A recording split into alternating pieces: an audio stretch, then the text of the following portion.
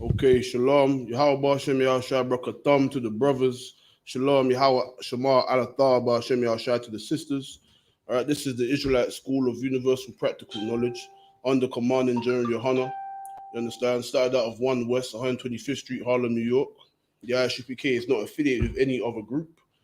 And since 1969, the I.S.U.P.K has been teaching that the so-called blacks of the transatlantic slave trade and the natives of North, Central, South America, that they are the true biblical Israelites according to the Bible, according to biblical prophecy, and according to other historical and archaeology, you understand, that proves who the Israelites are today.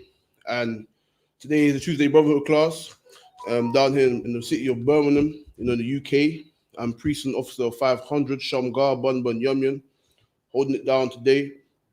Lord will.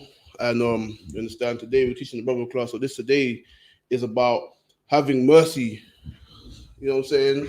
Mercy on your people, on your brothers and sisters, on your fellow slaves, your fellow blacks, Hispanics, and Native Americans. That mercy that you may bestow upon them, that is true brotherhood. When Christ went through the sacrifices that he went through, and went through the pain and the torment from the hands of our oppressor, like we go through today, you understand? He did that because of mercy. He did that because he had mercy, and he was the embodiment of brotherhood. He did that for our nation, for our people, that we might have a chance to redeem ourselves and come back to the laws of our fathers that we forsook. You understand?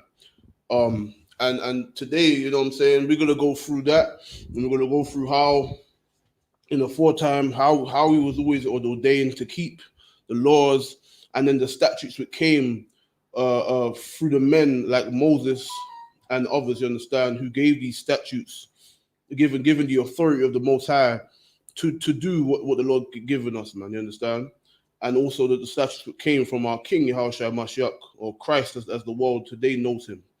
And for too long, blacks, Hispanics, Native Americans, and or more specifically in the Americas, but over here also the UK and all over Europe, you understand, we have been scattered, and we have learned to love our oppressors. You know, many brothers and sisters are watching this whole thing with Meghan, what's her name is, Meghan Markle, and the so-called royal family, you understand? But because we love to entangle ourselves with these heathens and love to forsake our brothers, and you know, throughout the years, the last 400 years of oppression, during the Windrush, you know what I'm saying, during the Windrush when we came over here, you understand, in the 50s and 60s, and all the oppression we suffered since then over here in the UK specifically, we as a people have only learned to have only hatred and envy and lack of mercy towards our brothers and sisters.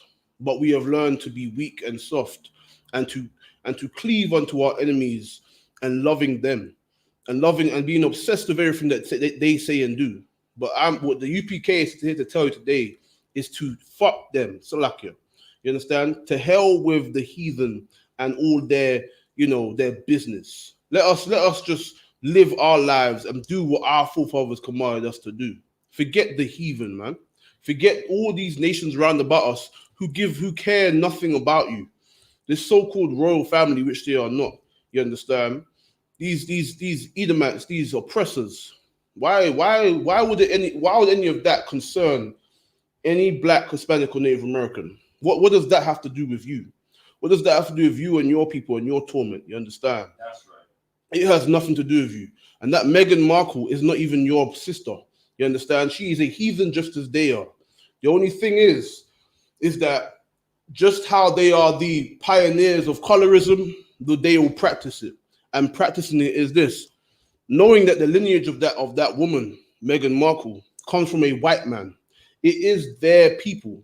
They are all white. But the oppressor, and just like how we've been taught so for so long, the oppressor has pioneered something called colorism across the earth. He has called something that, because of your skin color, now not because of your lineage, but because of what you may look like, that's what defines you. And us as black people, us of the slaves of this empire, we have taken up that that thing. And in doing so, we love to cleave onto the filthy Africans, the Somalians, the East Indians, the Arabs, all these heathen nations who aforetime have always oppressed us. And even today in our communities, they take good heed and take the good chunk of the wealth and gobble up all the wealth of our communities. That's right. And they are not so-called pale-skinned, but yet they are not your nation. Those Africans that you love in London and all over, and you want to go back to Africa and all that BS, they do not love you. You understand?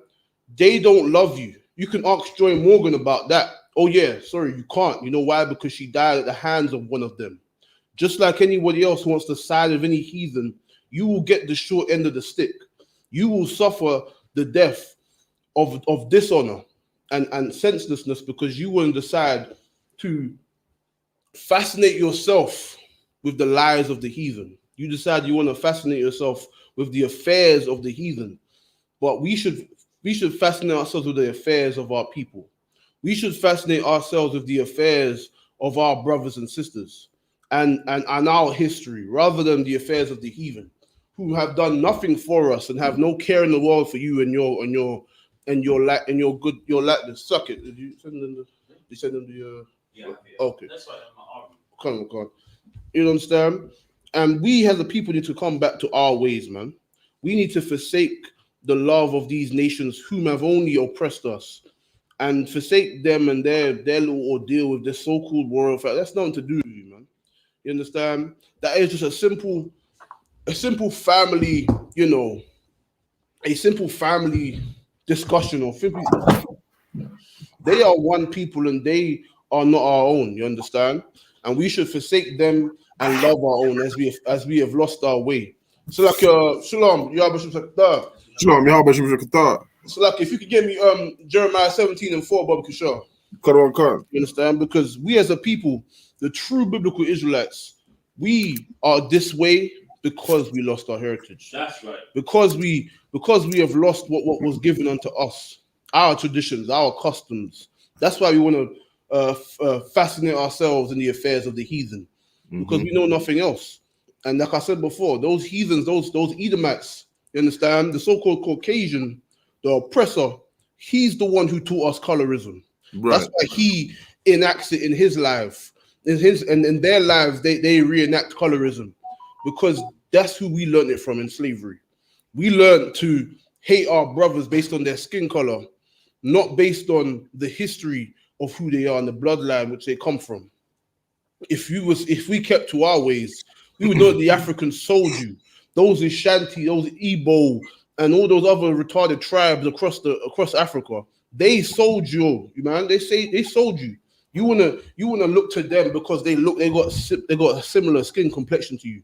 But meanwhile, they look after theirs. They look to their own. But we wanna say Black Lives Matter and include everyone, even the filthy Somalians, man. To hell with these heathens, man. They are nothing, man. Just like the Lord said of this Bible, the blacks, Hispanics, and Native Americans, the blacks of the transatlantic slave trade, and the natives of North, Central, South America, those are God's chosen people, man. Right. And those are the only people that you should be concerned with. Those are the only people you should be trying to deal with the affairs of. It's those people, man. Those are people you should be fascinated by. If the heathen have problems, forget them, man. Let them deal with their own problems, because that's what they've been doing that for years, man.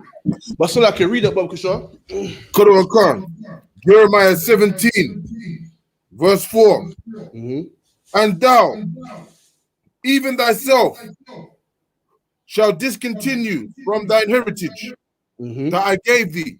So we as a people discontinue from the heritage that the Lord gave us. The Israelites of the Bible forsook their heritage. We have lost our heritage, our language, the last one, Quadash, our Hebrew, our laws, you understand, and our statutes and our customs. We have lost our way, man. We're lost in this little world, thinking that every nation is with us because of the color of their skin, which is, of course, uneducated. Because you look into history, when you go back to hundreds and hundreds of years, and you look at the various empires across the world, they were all of different colors and shades. but they were not defined by their colors or shades. You understand? They were defined by their nation, their tribes, their people, their bloodlines. And the white man knows this, but he teaches you colorism to confuse you and make you bamboozled, and including them into everything. But meanwhile, they reject you when you want to join their thing. And that's the way we should not be, man. So we should remember that we lost this great heritage of ours, man. These laws and these commandments, the manorah and the shield that we wear upon our necks, you understand, which is just a signet of one of the kings of Israel, Dawadah, you understand, which is David, right? It is not no secret, spooky little, hocus pocus, nothing. It's just our emblems, our culture, our customs that we have lost, man. And only ignorance, without actually trying to ascertain the facts, only that will cause your destruction. So like you read on. Khan, and I will cause thee to serve thine enemies in the land which thou knowest not. For ye have... Yeah, go ahead. For ye have kindled a fire in mine anger, which shall burn forever. Because we have kindled the fire of the Lord's anger, man. We have kindled the fire of the Lord's anger, which lasted for a very long time. You understand? That is a period of time, and we have lasted for that time, man. We have consistently for hundreds of years having angered the Lord in serving the oppressor and in loving his ways. And that's why we lost our way, man. That's why we lost our heritage. And that is why, you understand, the Lord delivered us into their hands, and we were scattered into their lands and under their subjection. Because we love their God so much and their customs so much. Right. Well, damn, go ahead, serve them as their slaves. And this is what the Lord bestowed upon our people. Because, you understand, because of the great crimes of our forefathers, we have inherited their judgment. You understand? And the same way that we have inherited that judgment of slavery and oppression and being bamboozled and confused and destroyed in our communities, that is the same way that our oppressors will reap the benefits, reap of the judgment. So like will reap of what their forefathers have sown. That's why the oppressor and all these other heathen nations will answer for the crimes of their forefathers, just as we did, man. You understand? Just as we answer for the crimes of our forefathers and lost our heritage, they will go into slavery and they will answer for the crimes of their forefathers, man. No matter how long ago it was. You understand? The heathens are deceptive in their plot to want to have you on their side and fight their wars and love them. But even in their slight and in their plight to confuse you and deceive you, they know that they're still gonna have pride in their own heritage. They're not gonna throw away what they have as their nations and peoples. They love their people. So we must love ours and forsake them, man. Forsake the slave love of the oppressor, man. The Stockholm syndrome, man. Forsake those things. You understand? So like, if you get me 1 Timothy chapter 1 and verse 9, Baba Kishar. Understand? We for too long have been so obsessed in the affairs of our oppressor. We should forget them, man, because they mean nothing. Anything that they have, any things that happen to their people, it means nothing because they are nothing, man. You understand? The Lord chose us.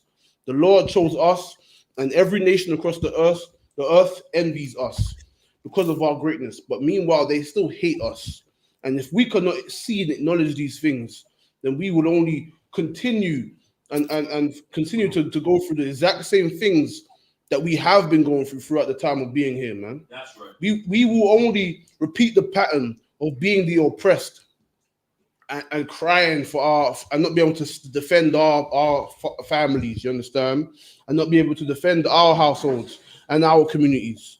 Because we will still, until we stop loving them and give our love to our people, our bloodline, that's the only way we will achieve anything, man. So like, you read that with Bob Kishar? Con. 1 Timothy 1 verse 9. Knowing this, that the law is not made for the righteous man. So know this, the laws of our fathers was not made for the righteous.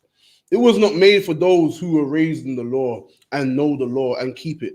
That's right. But it was raised for who? Read on. Khan. but for the lawless and disobedient. That's right, man. And blacks, Hispanics, and Native Americans are the lawless and disobedient, man. These are the lawless and disobedient across the earth. Blacks and Hispanics, man. We have forsaken what the Lord gave us. And even in the midst of our slave culture that we have learned in this place, in the places that we were scattered, even in the midst of all that we've endured, we are still greater than every other nation. Right. We still, every nation still envies us for all things: food, clothing, water. It's like my bad. For food, for our food and our style, our clothing, our inventions. You understand? How we walk and talk, everything that we do, every nation envies us, man. You understand? Everything that we touch turns to gold. But because we are that great nation, no matter what state we're in, we will always be great. But we must find something greater, man. We must find that greatness is not just being able to impress our slave master, man. Right. In the midst of, greatness is not just being able to be better than him, even in our low state, which we are. You understand? Even in our lowest state, we are still better than these heathens, man. They still can't put together what we can do in the midst of all this oppression. But we have to find out and understand that us being so great, we have a greater purpose on this earth, man. Our purpose on this earth is to be righteous and to learn these laws and to come back to them, man. Right. And to rule over these nations. That is our purpose, man. Our greatness is not just in vain. There's a reason why our spear at the bottom are so great and we do so much and have such an impact on the world because of who we are.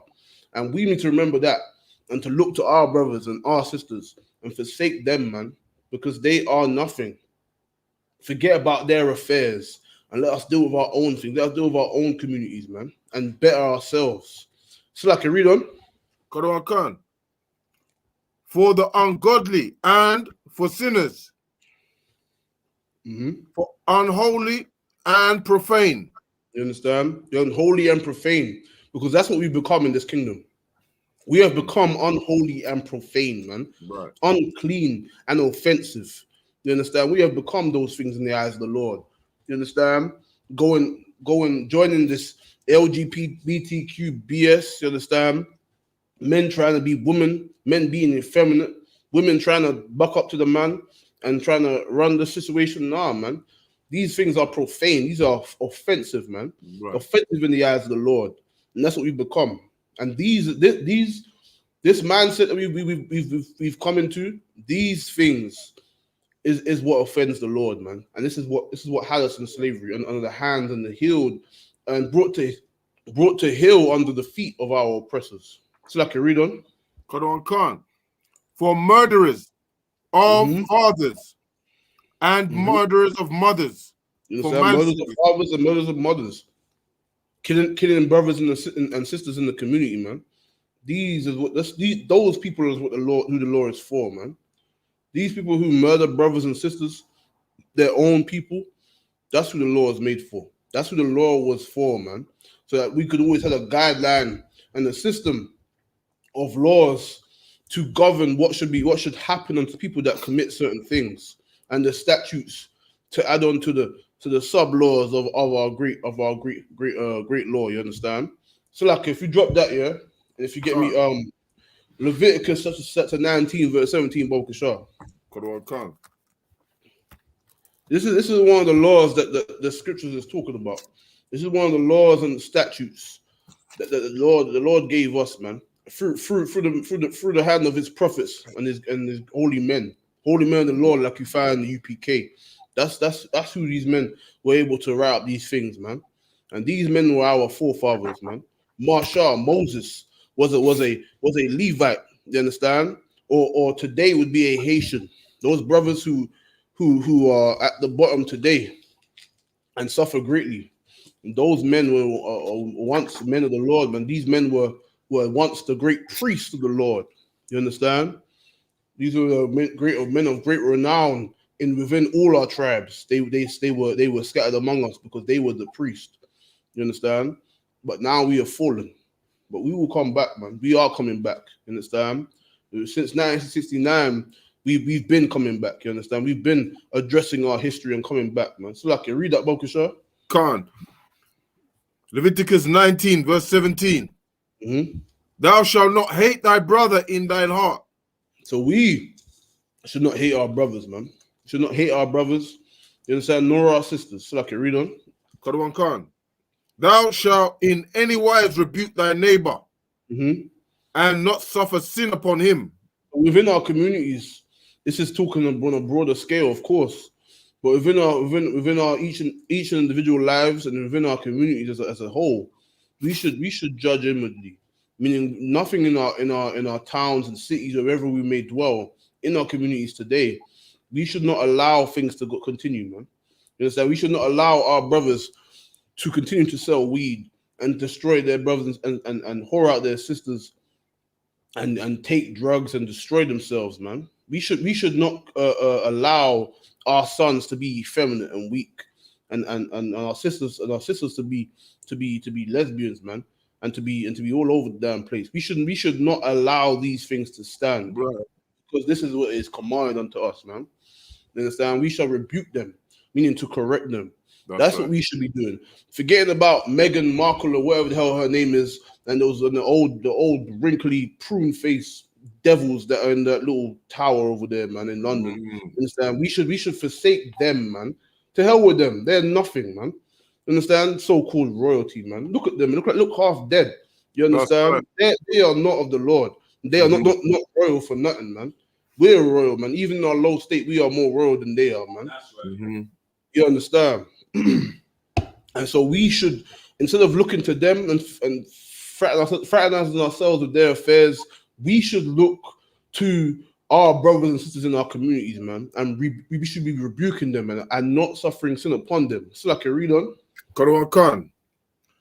18, verse 18. Thou shalt not avenge, nor bear any grudge against the children of thy people. That's what we should be doing, man. Forget about all these heathens and their BS, man, and their nonsense, man. Forget them. But we should look to our brothers and sisters, man. Those blacks of the Caribbean, those natives of the Americas, those blacks of the Americas, man. That's right. You understand? Those that were scattered, those that were in slavery like you, and have heathen names, oppressive names in their last names, man. Because why? Because they come from a line of slaves. You know, Guerreras and what's another one? What's another one? So like, Hernandez. That's a slave master's name. You understand? Mm-hmm. But brothers from South America think that they're Spanish. Nah, man, you was conquered by them, just like the Negroes were conquered by the British, man, Right. and the French. That's why we got these names, man. Like Campbell and these things. Campbell is a Scottish name, am I correct? Right? You understand? These names came from the oppressor. Whether they spoke Spanish, English, Portuguese, or you know what I'm saying? Or you know what I'm saying? This or French, you understand? These names come from a people that conquered you, man. Blacks, Hispanics, and Native Americans, you must understand that your forefathers were enslaved, man, and your culture was stripped away from you. No matter, and even understanding how great we are, even in our slave culture that we have claimed and made for ourselves, even in the midst of what we've been through, we must understand that our culture is much greater than what we believe it to be. Our culture is much greater than what we have today. You understand? How can we make slave food great? You know what I'm saying? Have you ever heard of cow foot? You understand? We make, those of us in the islands made something that is actually slave food. That's rations. Remember, you got a whole cow, right? The cow, the bovine, you know what I'm saying? So much meat on that creature. It's huge. You understand? But meanwhile, we got the cow foot. You understand? That's the scrimpings, man. That's the rations. That's just the little pieces that they throw away. We make that great. We make the cow tongue. Our brothers, the Ishakarites, they make cow tongue great. Same thing. You understand? The things that they throw away, the tongue of the cow. You got the whole cow. You got the whole bloody cow. But yet we got the tongue. Make it great. Make it taste better than the big old steak. Nah, man. We should know that we are a great people, and we should love our brothers and not have any grudge against them, because they have been destroyed, man. Just like us, we have suffered under the hands of these people, and yet and still we want to envy them. But we should look to ourselves, man, and have mercy on one another. So I can read that bit again. Quran. Verse 18, thou shalt not avenge, nor bear any grudge against the children of thy people. Of the children of thy people, man. Blacks, Hispanics, and Native Americans. Those are the people that I will give my mercy to, man. Those are the people that I have compassion unto, man. No one else. Forget them. Because what compassion have the Africans given us, man? IUIC. What compassion have those filthy Africans given you? All they have done is give you a song and a dance, and have told you that you should come over to Africa and buy land. But then when you go over there, you'll find something out. You'll find out about they're your brothers. Those filthy, stinking heathens sold us, man. Who do you think brought us to those slave castles across the west coast of Africa? It was those damn Africans, man. That's right. Damn them. And stop wearing purple, man. You understand? It's a time where we should come back to our heritage, man. But those who have forsaken the oath that they made back in the day and talk about the old school, talk about One West. Listen, One West is still here, man. You understand? One West never went nowhere. The old school is here. The original school is right here under Command General YAHANNA. And those cowards that forsook that, you understand? Those men who have made these false groups and speak against the UPK and the sound doctrine, you are weak. You understand? Right. You are weak, and you will not even stand to men that will not fear from you. You will attack the elderly in the street and outnumber them. So not only do you approach an elderly man, which then again he did the same thing, but nevertheless, not only do you go and approach and intimidate an old man, but then you go in numbers too. You understand? They are cowards, man. You understand? And we as a people, knowing where the Israelites is more to it than just knowing you're an Israelite. You understand? Wearing fringes in your t-shirts does not equate to coming back to your heritage, man.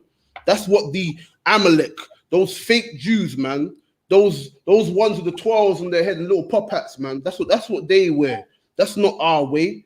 You understand? Fringes on our borders, man, across our borders of the hem of our garments, not on no t-shirt. You understand? But like I was saying, when did the Africans, when did the Ashanti specifically, when did they look about you and your oppression? But I can tell you when the blacks of the transatlantic slave trade and other brothers look to the oppression of all these other nations. You understand? The fake Jew, the South African. You understand? Any African, they look to their oppression. But when you're going through, when you've been going through what you've been going through, where were they? Right. You understand? They were nowhere about. And this is the point. We should look to ourselves, man. We should forsake these filthy heathens and forget about all that they're teaching, because it is nothing. It means nothing. They are nothing in the eyes of the Lord. They mean absolutely nothing. They are less than dust, man. You understand? They are less than dust. They are less than nothing. And Salaki, if you could, read that one more time, Bob Kashav. First 18. Come on, from 18, other one. Leviticus 19, verse 18. Thou shalt not avenge, nor bear any grudge against the children of thy people. So your mercy should have gone to Joy Morgan, purple ones. You understand? Your mercy should go to your brothers and sisters, man. Those sons and daughters of the slave trade.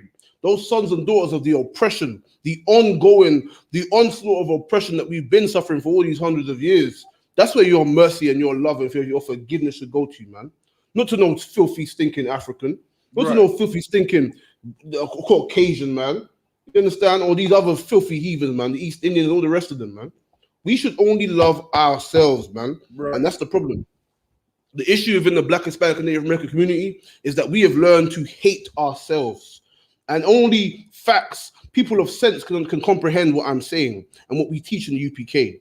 If you actually go and look at the facts and look at the studies and look at your people, look at the basic facts of history, you will know that our plight and our problems all arise from those who hate themselves, those who love after a white man, go in the church and bang a tambourine, or you want to wear a man dress and go in the mosque, or you want to friggin', you want to be Rasta and envy the East Indians and be, you know what I'm saying, be Hindu. You understand? All these things are plights of our enemies, man. And only the love of our enemies will destroy us. If we love our enemies, and then we cannot have any love for our brothers and sisters, and we cannot commit to the law of our fathers. You understand? You cannot have any brotherhood if you love the enemy. You understand? You cannot. If you show your love to the enemy nations, and you want to bring them in and love them, but you forget about, you want to think about the affairs of their people, but then you don't want to think about your brothers. You don't want to think about your brothers and sisters in the community that are suffering and borderline dying. So like the one just up on but you know what I mean? So like if you get me 1 John chapter 4 and verse 20, Bob Kashar. Yeah. You understand? We as people need to come back to our ways, man, and forsake these enemies, these heathens around about us. You understand? Yes, we're scattered in these lands, and we dwell among them. And of course, nobody is saying to be foolish and to go to your slave and go say they're this and they're that. No, you be wise. You understand? You be sensible and you be disciplined as you will be taught in the UPK if you can't come in here. You understand? And you will go and do your slave, and then you come right home and you forget that, man. You understand? You're gonna dwell in this place, and you're not gonna go up in the place and be cussing down the place. No, you're gonna be peaceable. Do your job and finish. Do your job and go home, man. You understand? But just know this, that your love and your compassion in your day-to-day and in your lives should go towards your people, man. That's in the Bible. So like, read it, Bob Kashar. 1 John 4, verse 20. If a man say, I love God, and hateth his brother, he is a liar. For he that loveth not his brother, whom he have seen, how can he love God, whom he have not seen? You see, you understand? You can't be saying that you serve God and you're righteous and you're this and you're that, but then you want to give, you don't have any love for your people. You boil it down. Your people are the ones on those corners, man. Your people are the ones in the gutter, low down and run down, man, in the ghettos. Your people are the ones who sell those drugs and kill each other and destroy each other. But they are your brothers. They are your sisters. You don't only love them if they know they're Israelites. You don't only love them if they, wear the same color as you. Nah, man, they're your people. Now, of course, you have to be wise and know that there's wickedness among people in the world. But listen, man, you should do what Kamar and Junior Yohana did and the men under him and the UPK did, man, and go out to those people, man, those captives that are destroyed, and teach them the knowledge, man. You should go out to them and feed the homeless and the poor, man, of your people. Right. That's what you should do, because you should show them that mercy and that love that our King showed upon us and gave us, that we are here to this day. You understand? That's those people you should love, man. You know what I mean? That they are destroyed and they hate themselves and hate one another and love to kill and are wise to do evil. But they are our own, man. They are ours. And my mercy, and anyone that serves the Lord, your mercy should go towards them, man. You understand? No matter how hard it may be, your love and your mercy should always go towards your people, man. Forsake them, because the heathen, they love their own. See how I'm saying about all the things that they may have to deal with? But they at the end of the day, they're gonna love their own above you. You understand? They're gonna love their own above you. That's a fact. And any man, woman, or child that wants to call themselves righteous, you better love those brothers and sisters, man. You better love that brother on the street who's on crack and he's out, man. You know what I mean? You better love that sister who's been so damaged and destroyed that she can't even function properly. She can't even know what it is to be with a man that's righteous. You understand? Because she's so damaged. But you better have mercy upon those people, man. Those people that are so destroyed, but yet the Lord loves them. Those people that are so destroyed that yet, even as being as destroyed and damaged as we may be, everybody envies us. Everybody copies what we do and say. You understand? Everything that we do turns to some kind of fashion or some major thing that everyone wants to do. Right. That's just us. That's just us being destroyed. You know what I mean? But anything that we do, no matter how low down and terrible it may be, everyone else wants to copy us, man. Right. That is why soon when we take back what is ours and our heritage, they will all soon follow fashion and serve us. You understand? So I can read on. Come. And this commandment we have from him, that he who loveth God love his brother also. Mm-hmm. So like, that's the end of the verse. But could I say something on if I could? Yeah, go ahead. Yeah, and what you're saying is heavy because like it all reverts right back to the Christian church, you know, where they're showing our people to love everybody. Meanwhile, everybody ain't loving us, Salakia. That's You understand? Damn right. That's a heavy point, man. That's a heavy point. And that's the damn truth, man. The Christian church and these other religions, but mainly the Christian church has, you understand, they have a crime to pay, you understand? They have a lot to answer for, as I meant to say. You understand? They are the cause of our weak mindset. That Willie Lynch, listen, buy that book, Willie Lynch, man. Willie Lynch letters, that is the Christian church. The Willie Lynch will tell you how they orchestrated and they taught other slave masters how to bring up slaves and to destroy their minds and to destroy our families, which you see the end result today. You understand? And we find those teachings and those fundamental things in the Christian church, man. You understand? In so-called 2021, you as a Black, Hispanic, or Native American in the Christian church, you are dissolved, man. Like that's your mind, you have the mark of the beast. You serve the oppressor. You love massa, man. You understand? You love massa, and there's nothing that you can say or do to type of justify your weakness, man. You are an enemy and a traitor to your people. Considering the era we are in, it's one thing to say in the late 60s or the 80s, you know, or the back in the day. It's one thing to be like, okay, it's understandable. But these days, listen, man, there is no excuse. If you understand and you've heard things and you understand that there are things that can be proven and are taught, you understand, but then what you believe is not in the Bible and you're still in there, you are a simple slave, man. You will reap what you have sown. You will reap the benefits of being a weak slave. You will find a dishonorable death. You understand? You will live with lack of honor and no sense of peace will you have in your life. You understand? You will not be free. You're a simple slave who has decided to be a slave. It's one thing to be a slave who is in chains, but it's another thing to be a slave who has openly, on their own volition, has chosen to consist of being that slave. You are disgusting, man. You are vile and disgusting, and you are the cause of the great issues within the community. You want to look. You want to say that, you know, brothers who are gang banging, selling drugs, and killing one another. Yes, it is the result of all the destruction. Yes, sisters whoring themselves out. Yes, it is the problems in our communities. But there is a cause and effect. You know what I'm saying? Before the actions come, it starts in the mind, and that brainwashing, that filth, which has infected our minds, has caused brothers to kill each other, man. Has caused sisters to kill each other by the Christian church. That's right. Primarily, man. Loving white Jesus, man. Right. And even still, even if you're saying, because today they will say that, oh, Christ is black, but they're still Christian church. The spirit and the doctrine taught that came with that image is still the same spirit, you understand? There is a spirit and a doctrine that came with the image of that Caucasian, of that homosexual Caesar Borgia, you understand? Right. So like, hold what you got here. If you can get me 2 Corinthians 10 and 4, Wabba Kishar. Yeah, go ahead.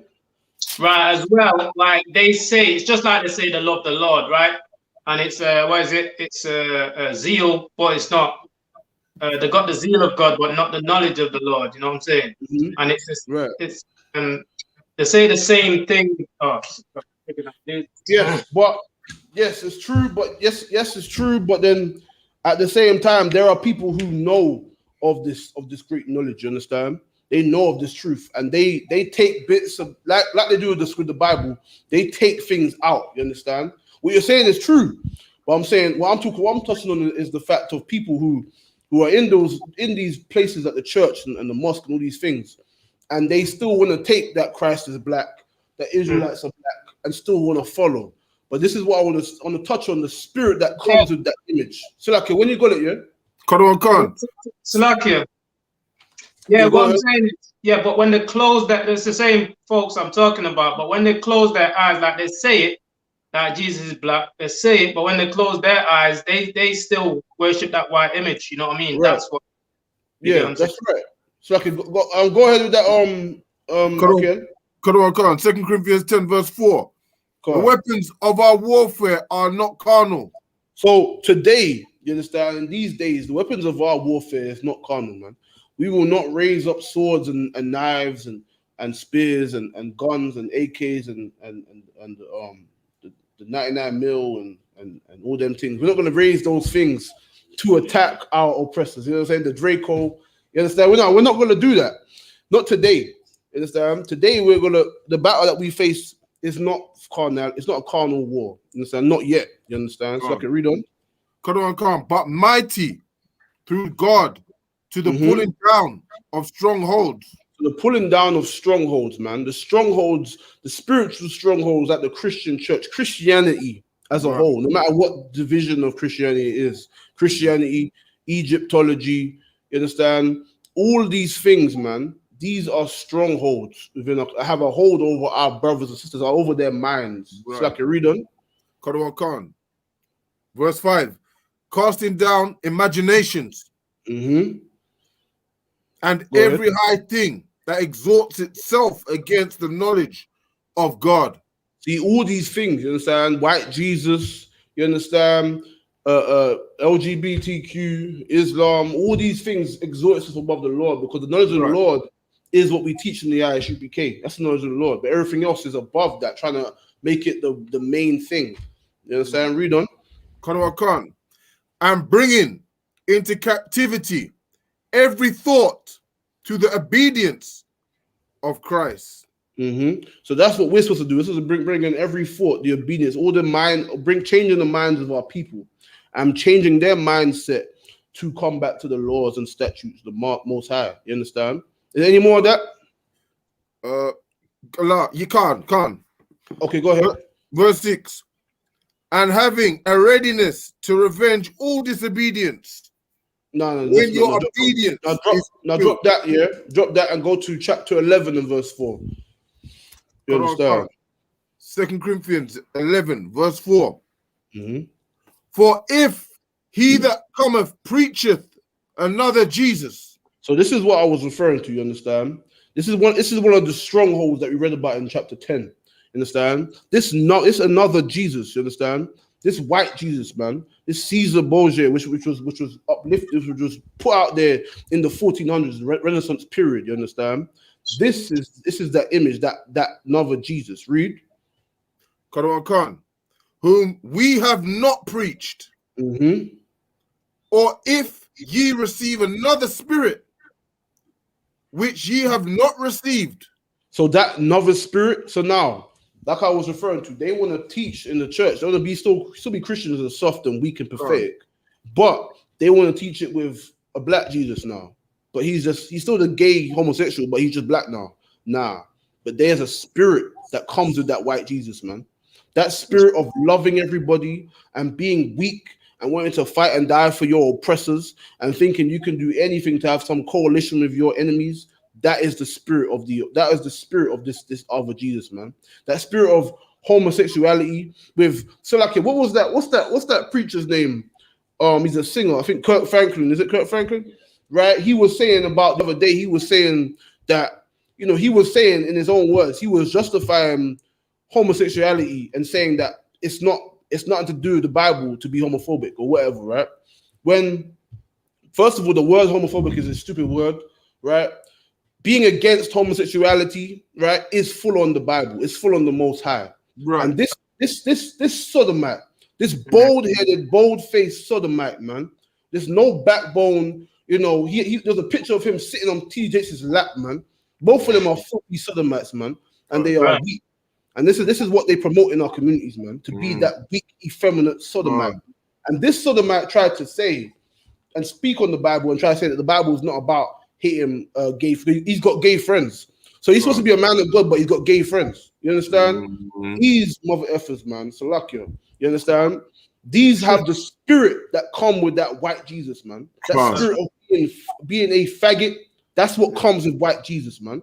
You understand? And in 2021, black men today in the world, obviously not in the UPK, but in the world, everything outside the UPK, which is the world, you understand? They are too scared to speak on these things. They're too shook to say these things, man. But the Lord ordained us to speak these words, man. And to do as he commanded and go out and teach those people, man. And tear down those strongholds. And another stronghold is that spirit of white Jesus, man. The spirit of being effeminate and eating swine's flesh and being a faggot and loving whores and allowing women to rule over them and be teachers in the church and all that. Listen, man, that's the spirit of the oppressor. That's the spirit of white Jesus. That's the spirit of Christianity, and that's the spirit of the slave master that has been forced down our throats for over hundreds of years. And today in 2021, we should look to ourselves and we should forsake these things, man. We should forsake that spirit that has destroyed our young men and has weakened our young women. You understand? We should destroy and stand against that stronghold that is Christianity, man. That the brother brought up, man. Christianity is the cause of all these things that we suffer in the community. We have many churches in the community. There's a church down the road, the church up the road. You understand? But these have never, ever, and neither has Islam, you know what I'm saying? For them, man, they want to talk about Islam. All of them have never benefited our people because why? They come from an oppressive nation. They come from our enemies. You understand? So lucky though, if you get me Romans chapter 15 and verse 1, Bob Kishar. Romans 15, verse 1. We then that are strong ought to bear the infirmities of the weak. So for them that are strong, man, for them that are strong in this truth, for them that are in the UPK, we should bear the infirmities of the weak, man. When brothers come in and sisters come in, they're gonna have problems, man. They're gonna have issues, man. They're gonna have things that they've been through, man. Traumatic experiences, man. And they're gonna be lacking in money and in food. They're gonna try to feed. I mean, they need to pay their bills and feed their children, man. And we should bear their infirmities as brothers, man. To keep brotherhood, we should look to the weaknesses of our brothers and sisters and try to help them. Now, you know, it's one thing if a brother doesn't come out with you know, he may not seek the help, but us in the UPK will provide that help, man. That's why we have food drives, you know what I'm saying, down here on 394 Lodge Road, man. You understand? B185PW. And there's a lot of us, you understand? We're gonna put it up. You know what I mean? We must bear their infirmities, their weakness, man. Right. You understand? So I can read on. And not to please ourselves. So we shouldn't be like the Christian church. You understand? And please ourselves, man. We take these tithes and we restore what needs to be built in our communities. We build that place of sanctuary, you understand, so that our brothers and sisters can actually, you know, receive that help. So like you're the one you're saying. Nah, and then what he's saying is heavy.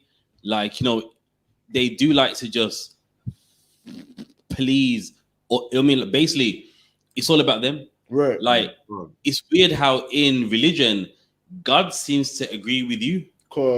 God seems to like what you like.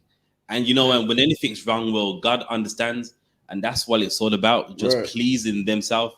And they can only serve a God that always likes what they like. Right. And always will go with what they like. That's right. And they can never, ever obey a God that would tell them no. Right. That's right. Give the other one a hand, man.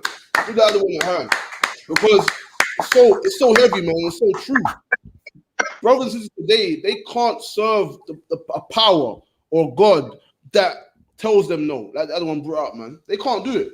They can't go to, you know what I mean? They go to church to feel good. And they go and pay their money. And the pastor, he feels good because why? He's got crocodile suit, you know what I mean? $1,000, $2,000 suit, whatever. You understand? He's got a jet. You understand? He's got all the best cars. He's got a best house. His kids are well looked after. Meanwhile, you're paying your money to your grandmother more than likely is paying that money to feel that nostalgia of the church and the songs and the BS and the emotion, which always caters to women, you understand, to get their money. And then the men that go in there are always weak, you understand? And the men that are strong always tend to leave and go to Islam, you understand? This is what happens within the community. Because why? We don't want to serve a God that tells us no, man. We want to do everything that compels us to feel good. That's why you got homosexuals in the church singing and banging the damn tongue and switching up their wrists like they're mad. You understand? Because it makes them feel good. And they only do anything for their gain. The pastors don't care about the brothers and sisters in the community because they're still effeminate and still gay. There was that one guy saying about he's delivered and he's not gay no more. But yet look how effeminate he is, man. You understand? He's still effeminate to this day. He's still effeminate and still a faggot. You understand? Right. Because that's the spirit of the Lord, man. That's the spirit of a swine who hates his people, man. Right. Spirit of a slave who learned what master taught him in slavery and consists in teaching it to his people and further destroying us. And so I can read that last bit again. Quran Khan, Romans 15, verse 1. And not to please ourselves. Right. Go ahead.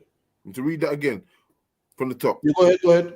But we then that are strong ought to bear the infirmities of the weak and not to please ourselves. So we should bear the infirmities of the weak. The brothers and sisters in the community that come to us and seek help and guidance, we are there to help you. But we are not going to put ourselves in foolishness, you understand? If you come here sincerely to serve the Most High and you come here to sincerely do what is right, you understand, we're here. If you need food, you understand, there's a provision for food. We have a food drive, you understand? We have that situation, you understand? We have those things and we have the facilities and the ability to help brothers and sisters, you understand? But we're not going to be punks, you understand? We're not going to be punks where you can just come here and just come here only to ask for this and ask for that and then run away. Nah, man, it don't work like that, you understand? Right. If you sincerely come, you know what I mean, to need help and you sincerely we're here for you, man, you understand? But we're not fools, we're not idiots. You know what I mean? People want to come take the piss. We're not gonna fall for that. You understand?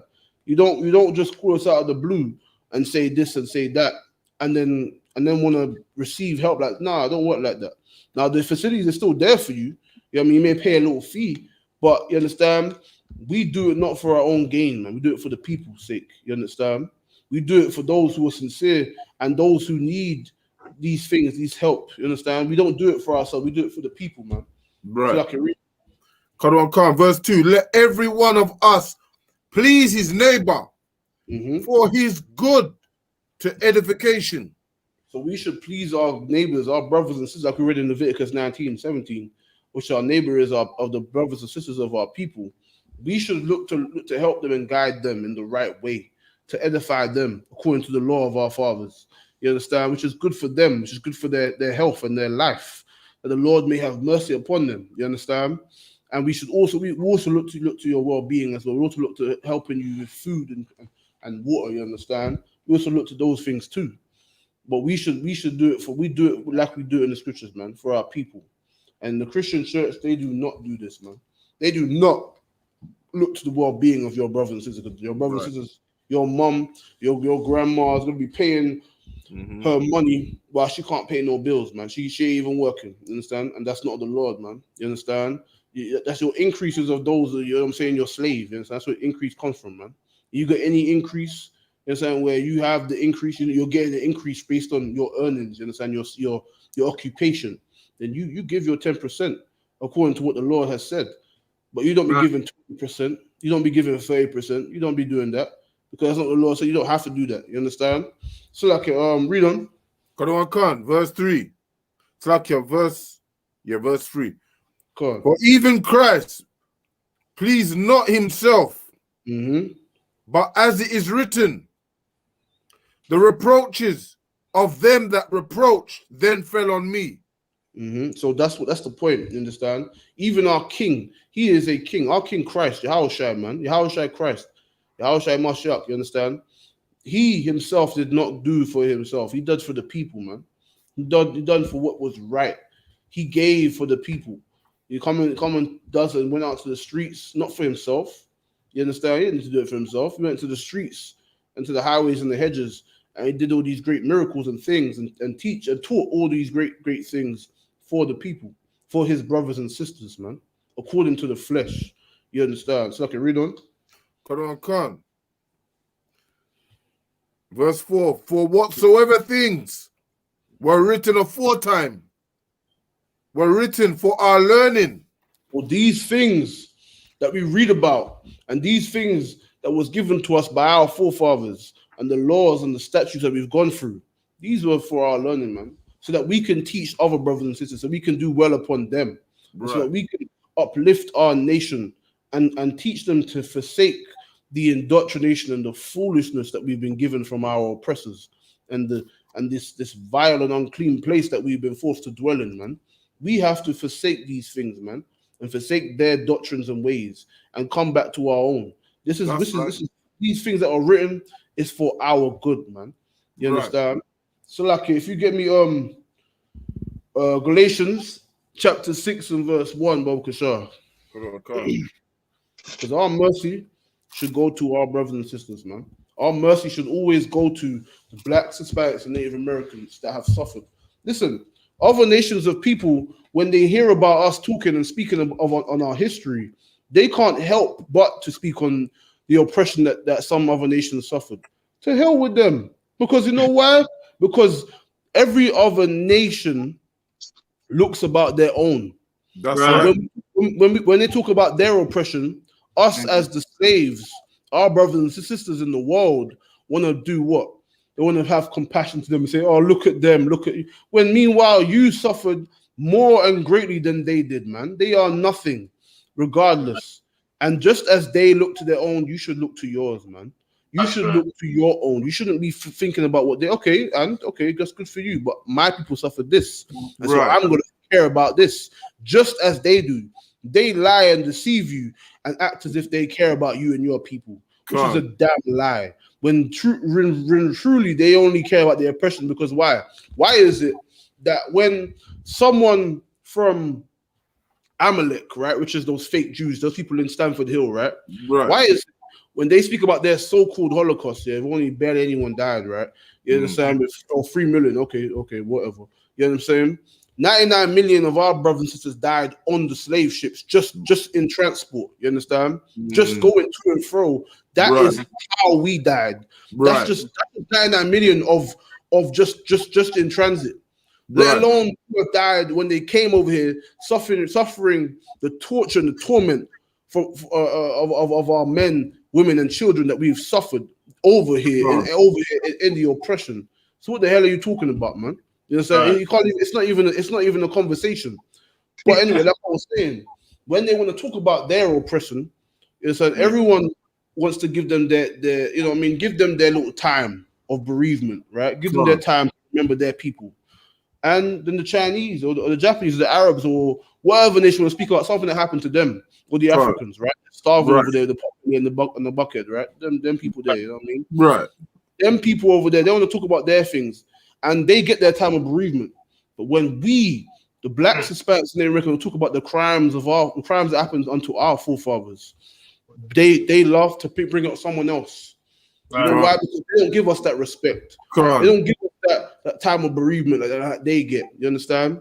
We don't get millions every year from America, man. You understand? Like the fake Jews do. They get millions every year. You understand? 8 billion, I believe. It's like not millions, billions. 8 billion, right? Right. 8 billion every year from America alone. Let alone the old war veteran Nazis that are in friggin' wheelchairs that still get brought to justice. You understand? Where's our justice? You understand? Right. And this is the point. Black man needs to forsake the love of your oppressors, man. Every nation that is not your own is your enemy. You understand? And you should love your own, man. Forget them. They love their own, and it is evident. And if you can't see it, and you're still a simple slave in Christianity, you're still a simple-minded slave who loves his oppressor, whether it be the white man or any other nation. You love them who are not your own, and they don't love you the same way. That's the fact. You understand? So, like, read that one, Kusha. So like, if I could, other one. Yeah, go ahead. What you're saying there is so heavy because, like, you know, from a childhood, we've been blinded to love everybody, right, and not to love our own self. Like he was just saying, like, you know, right. Our people will put you know, white people first, and they're always trying to save other nations before themselves. And you know, just like you said, they're a simple slave, and you know, and you can just see that we can see that they're blind by being in this I.S.U.P.K. So like, right. so that to what you're saying, another one. So like, right. No, that's correct, man. First, no, that's a heavy point. Man. That's a heavy point. It's true. These nations, man, we have been bamboozled in this place. That's right. We have been we have tried to join the Irish. We have tried to join every other nation.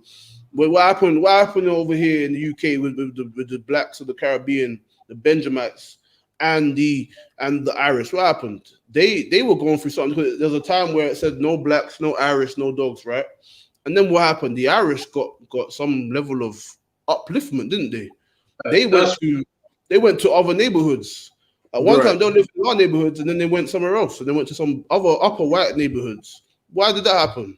Because just like every other nation, they gained and benefited off of our oppression, off of our drive. Because remember, we was the ones out there on the forefront, and then they tagged along. And just like the homosexuals as well, they'll tag along with our thing too. Everyone will. And they will benefit from tagging along with us. But who don't know who won't benefit? Us. That's who won't benefit. Who is going to be left in the pit, in the ghettos, in the slums? You understand? While they're living off the benefits that we without us, there wouldn't be any. You understand?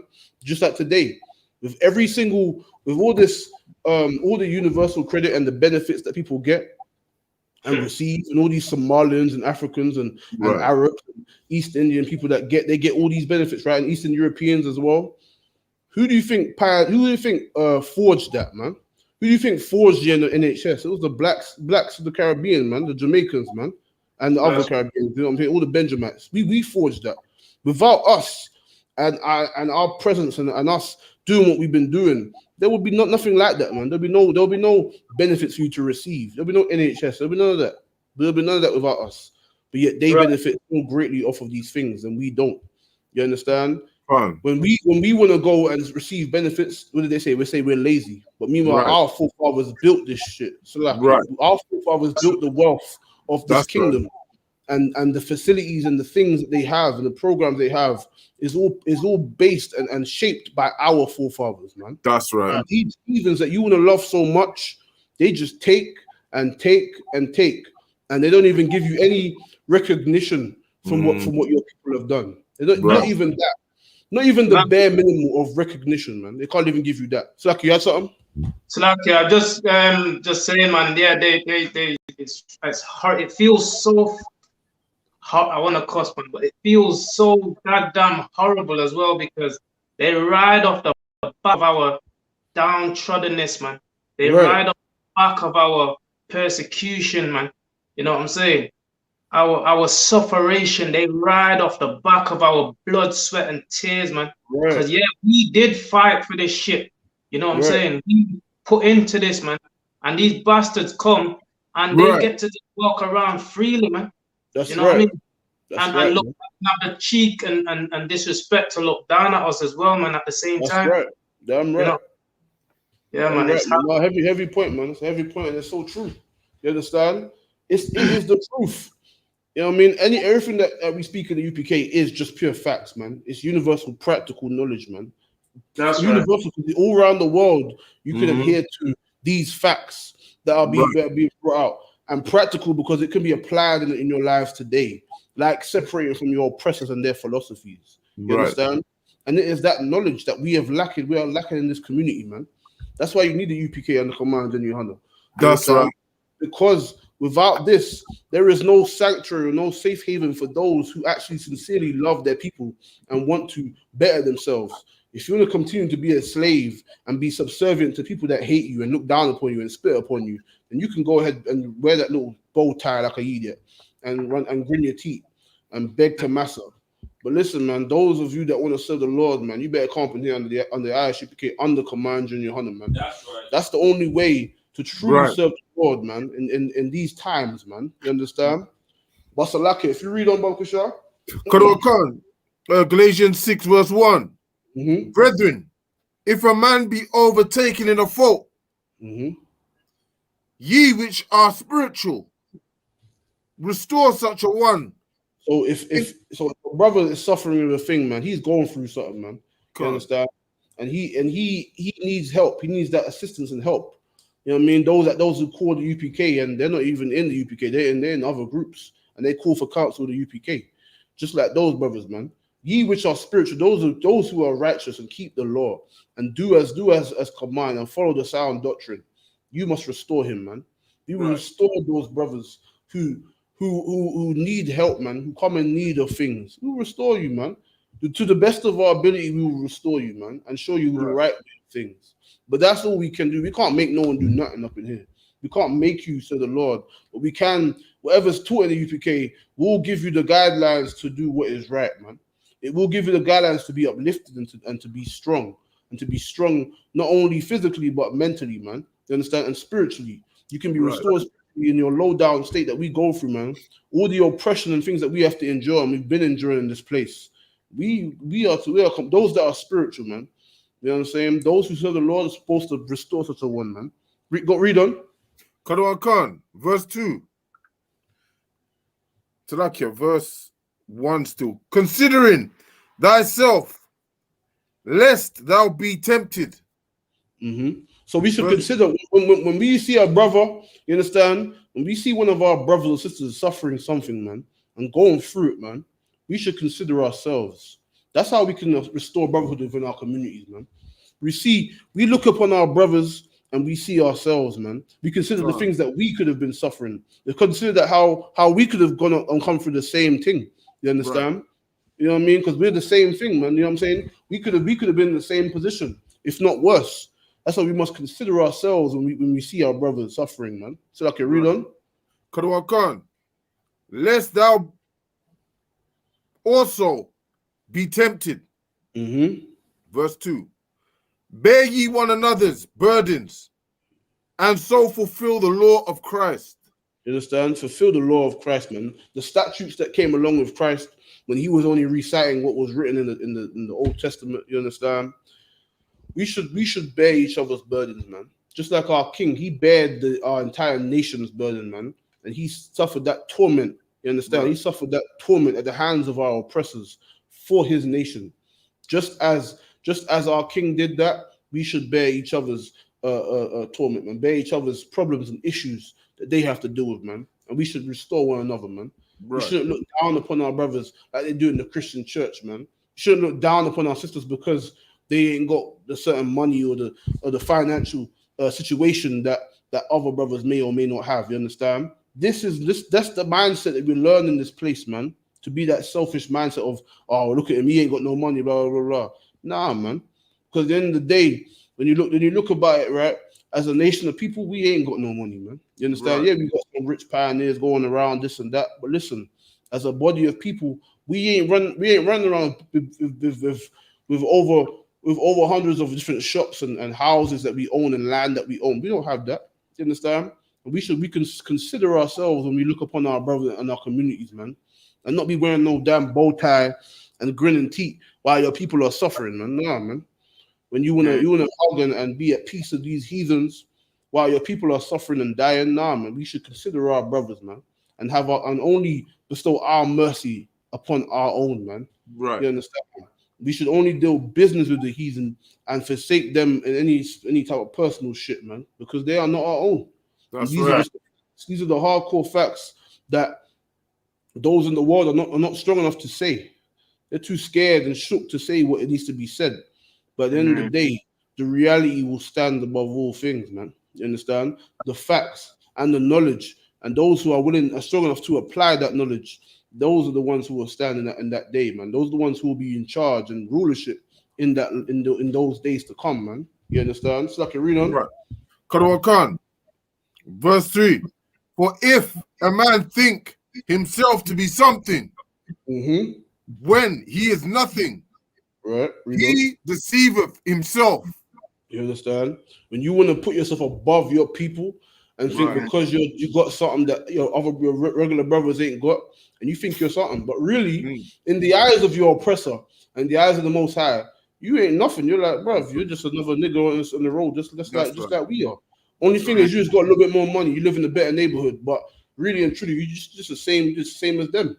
And this is what celebrities consistently have to find out because of their blindness and their arrogance. They can't see that because of the fact that, you know, simple fact that you have money doesn't mean that you're different from us, man. You're the same as us, man, regardless, man. You're the same as that brother who can't pay his bills, man. You're the same as that brother who's struggling to look after his children. You're the same as that brother or sister that struggles to live paycheck to paycheck. Because you know why?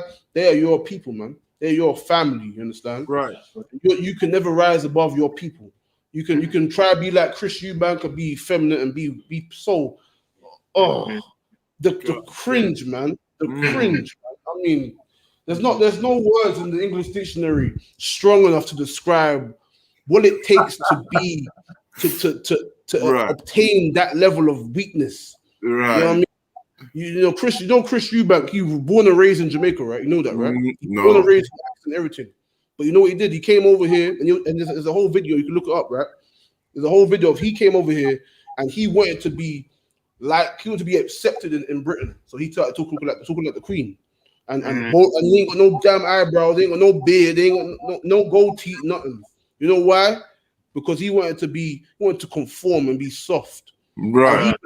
That makes him anything, and you are nothing, man. That means that you are less than nothing, man. You understand? You want to lessen yourself, lessen your masculinity, and speak like an oppressor, and be feminine. Nah, man. Keep your masculinity, black man. Keep your beard and your ruggedness, man. Right. Just know there's lawfulness to be kept, also, man. That's all it is. You know? We can still be men and still provide for our households and be as we was meant to be. Can still be masculine, and my women can still be feminine. You understand? But we just know that there's a way to be, and that we cannot be lawless in doing so. What we understand in the world, you know, we want to in our spirit, we want to keep our masculinity, and the only thing that we can see that is masculine is those brothers in the corner. So we want to flock to them, but the UPK have been teaching us that, listen, man, you can be masculine and be a man and have integrity. And still be righteous. You don't have to be a faggot and be effeminate like Chris Eubank. So lucky, but this brother, you are effeminate, man.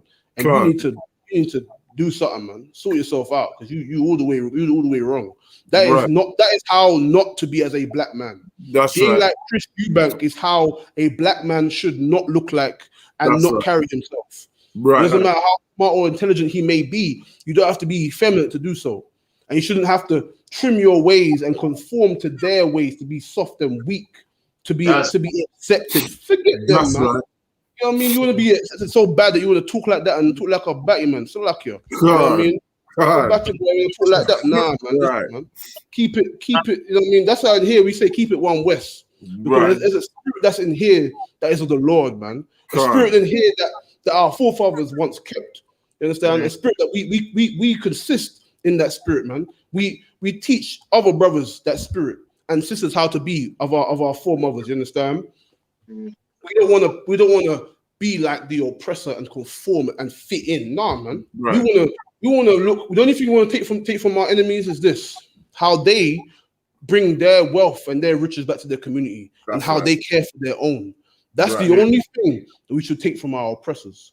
Is learning how they look at how they treat their own and how they build up their own communities, and how East Indians look after their own and work together. That's how we should be, man. We don't have to be and soft. Listen, Chris Eubank was called a great boxer. I think, I don't know, I never saw him, whatever, you know what I mean, before my time.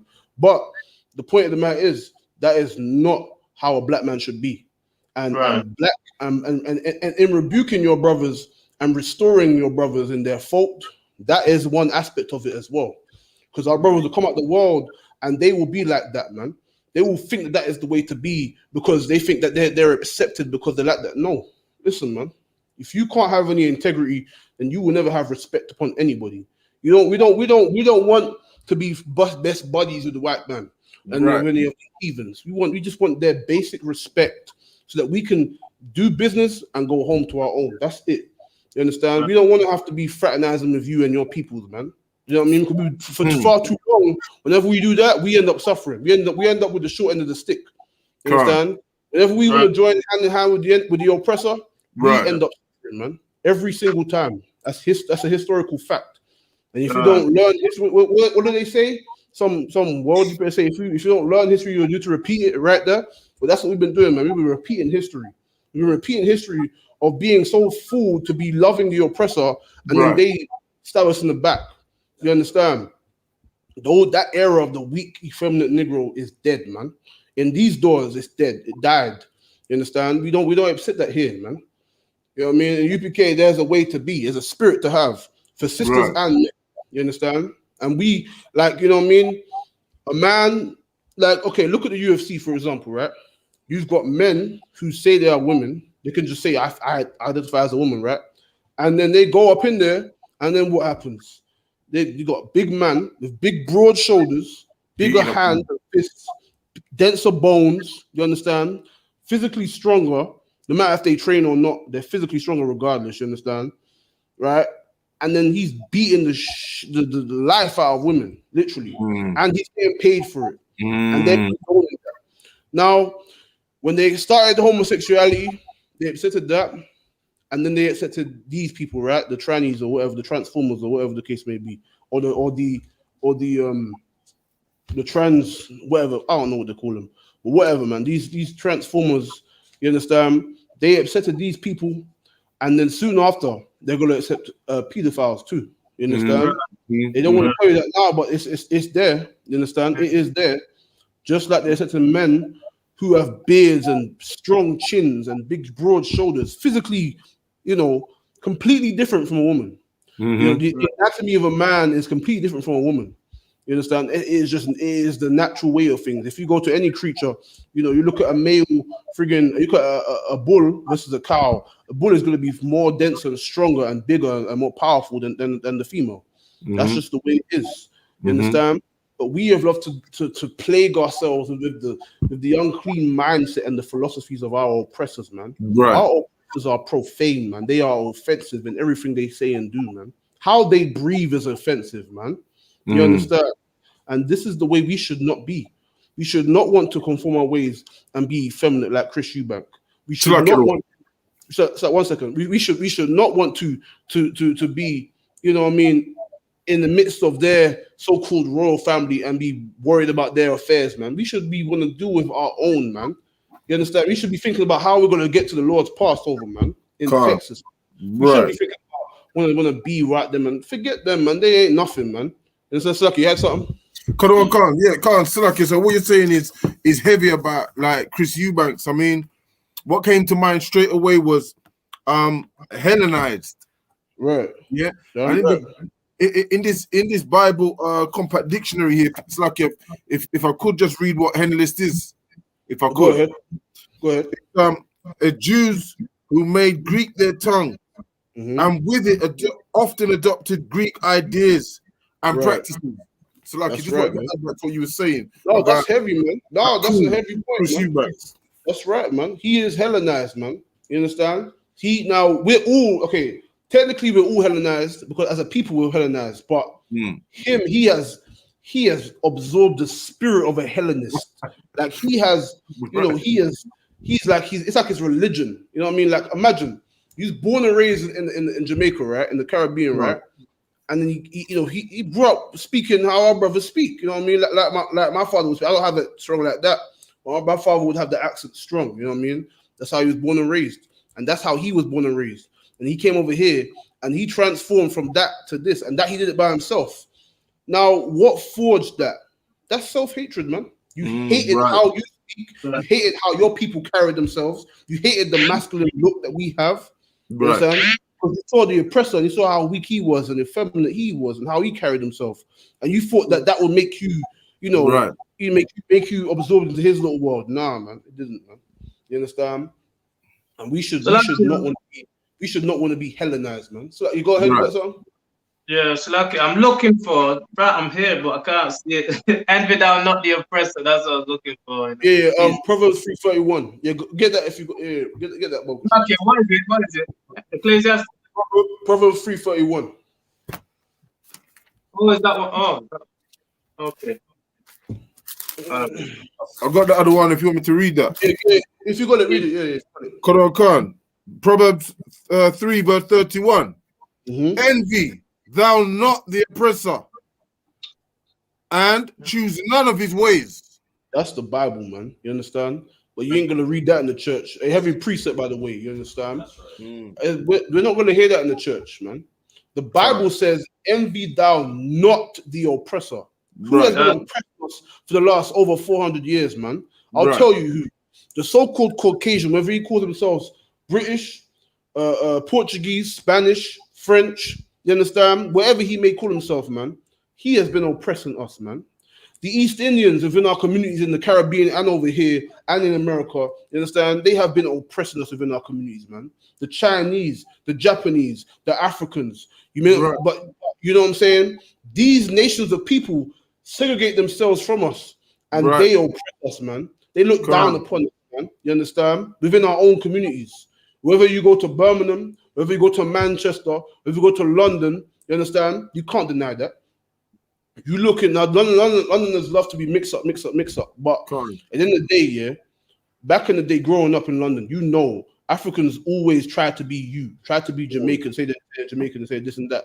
And we used to laugh at them and we used to mock them because we used to like, yo, look at this guy, bro. Look at his bucket, bro. You know what I mean? And he act like he's one of us. And we knew they weren't anything like us, man. But now, because we were slaves and we love up everybody, you know what I mean?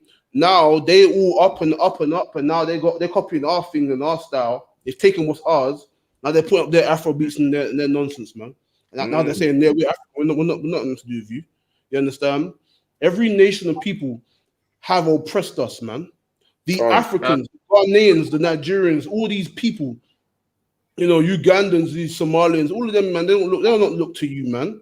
And who wants to be like them anyway, man? You know what I mean, you're better than them. What do they produce, man?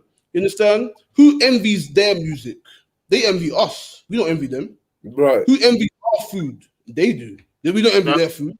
We might want to try it and be like, you know, trying to learn things. You know what I mean? But no one ain't trying to say, yeah, I'm getting this. I'm eating fufu and this. No one ain't doing that, bro. You know what I mean? No one ain't looking at their athletes like, oh, look, no, they're looking at Usain Bolt. They're looking at our athletes, man. They're looking at us. Those are the Caribbean and those are the Americans, man. The natives as well, American brothers. You know what I mean? Those tribes, man. You understand? Playing football and that.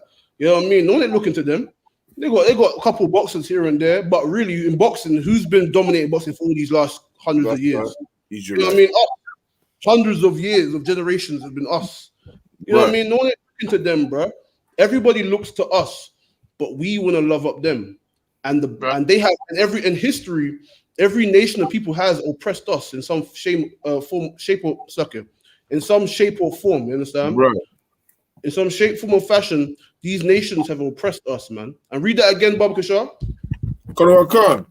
Proverbs 3:31. Proverbs 3:31. Envy thou not the oppressor, and choose none of his ways. And we should choose none of his ways, man. Right. You understand? You see how they love to choose our ways and copy us and envy us. Right. We should not envy them, man. Those who have oppressed us, we should not look to them. We should not try to conform to their ways and their religions and their philosophies. Nah, we shouldn't. We might learn about other cultures, but listen, that's not a crime to look at and learn about different things and look at the History Channel and all that rest of it. That's okay, looking at history. But don't be trying to do what they do and be as they are. Nah, man, forget them, man. Right. We should be looking at our own and trying to restore what we've lost, man. Right. Okay, that's the only thing we should be doing. We should not look upon them. Now we shall we envy them, man. They are vile beasts they are the beasts of the field that have devoured us as the lambs. We are the lambs, man. They're the field. And we have been devoured from them for hundreds of years, man. For the last 400 years, we've been devoured by these beasts. And they have consistently shown us these things. but we still want to be like them. We still want to envy them, man. Right. I mean, so like if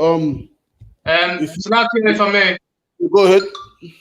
Yeah, I've got Ecclesiasticus 12 and 10. I was just holding that until you. Yeah, go ahead. Yeah, read that, Marcus. I'll read that. Yeah. This is like Chris Eubank, you know, like the other day, he got cut off by Pierce, whatever the guy is called. Yeah. You know, it's like, oh, did you cut me off? So this is for him in that sense. And I'm saying that. Go ahead. 12 and 10 can. Never trust thine enemies. There you go, man. That's the Bible, man. And for those who may not know, the Bible has got 80 books. It hasn't got 50, it's got 80, right? There was 14 books taken out of the Bible, which is called the Apocrypha, which means hidden books, right? The white man took that out of the Bible. The Protestant churches took it out of the Bible because the slaves were reading it and understanding the history of the Maccabees, and they were motivated to follow that.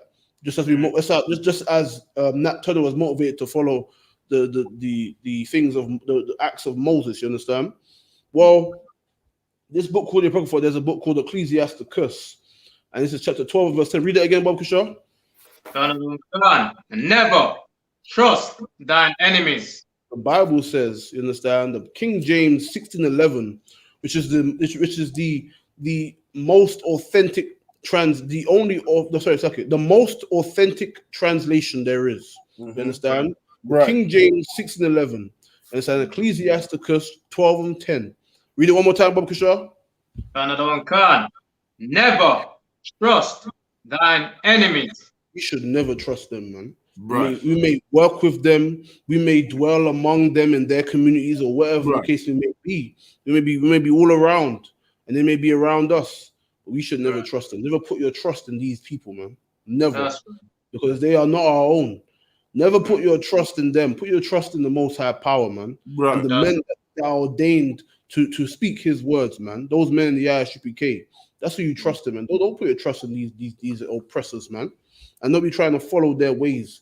And you should put your trust in the love of your power, man, and your heritage and your people, and forsake these Arabs and the East Indians and the Africans and all these other nations. You know what I mean? The Chinese, Japanese want to feed you donkey, you know what I mean? Donkey and all the rest of it. Listen, man, and plastic food. Forget them, man, because they have shown you for all too long. They have shown you how they feel about you, and you, being the slave, have never taken up your strength, man. Take up your strength and take pride in who you are as a people. Take pride in your culture, man. You understand? You should take pride in your culture and your ways, black man, black and Hispanics, Native Americans. But Salaka, for the time though, if you get me James chapter 5 and verse 19, Bob Kashar. Come.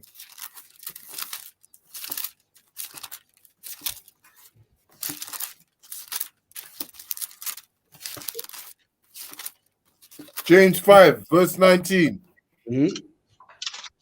Brethren, if any of you do err from the truth, and one convert him, let him not know. Let him know that he which. So if any of you err from the truth, meaning error, if you err from the truth, or you fall short, or you sin from the truth, from the knowledge of the law, you understand? Then read on. Let him know that he which converteth the sinner from the error of his way shall save a soul from death. So when we teach our people who they are and their culture, and you know what I mean, we teach them the right way, we have saved them from death, man. We have saved them from a dishonorable death. Because of course, this is not the Christian church. The Bible is not no fairy tale book. Every man, woman, and child dies. But the death is talking about is a dishonorable death, man. The death of drug overdose, the death of abortion, the death of, gang crime. You understand? You know what I mean? Being shot by the police, being run over. These are the deaths it's talking about. You know what I mean? Read on. And shall hide the multitudes of sins. So through you saving that one brother, you know what I mean? Through you teaching him the truth of the Lord, you know what I mean? You shall hide a multitude of sins.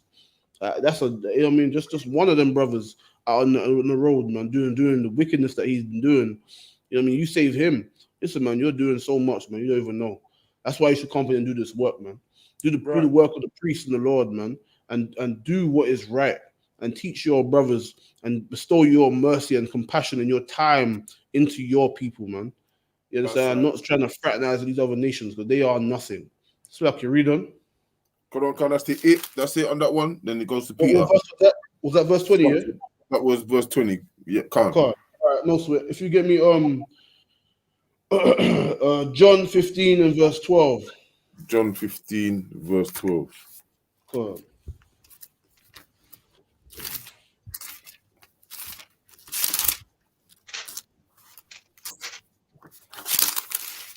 John 15 and verse 12. This is my commandment, that ye love one another as I have loved you.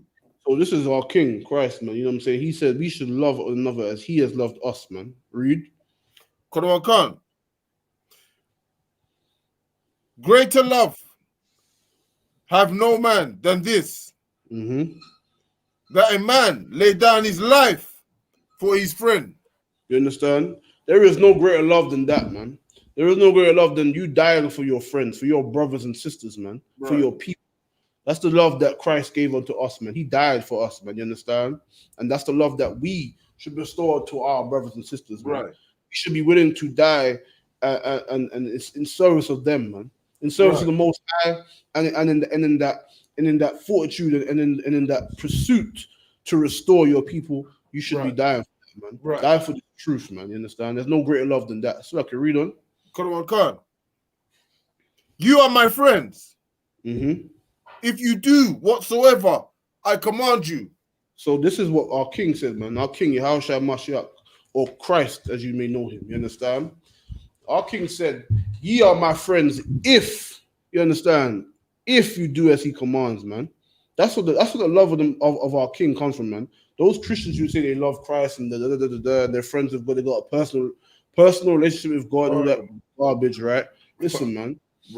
Christ himself said, ye are my friends if you do as I command, man. And Christ gave and recited many commandments and statutes that the Christian church does not. They do not keep those things, man. And Christ can never be your friend. You understand? You're only a friend of Christ if you serve him, man, and do as he has commanded, man. And obviously through serving him, you're gonna of course serve the Most High. That's just how it goes. It's a knock-on effect. You understand? Just like how, you know what I mean, when we serve the men in the UPK and we serve under Command John YAHANNA, we serve Christ, and then it trickles up to the Most High. It's a rank and order. You know what I mean? That's how it goes. And this is the reality that we must understand, that the love of Christ and the Most High is only through our actions, man. It's only through the service and the commitment to what is commanded of us, man. The orders that was given. You know what I mean? These commandments and statutes are orders to our people, are ordinances of how we should live and carry ourselves, man. And one of those many orders that we just read is loving our brothers as you know what I'm saying, loving our brothers, man, loving our brothers and sisters, and forsaking the love of the heathen for them, giving all our compassion and our mercy unto our people, rather unto the enemy, man. You understand? Rather unto the enemy who will never love you.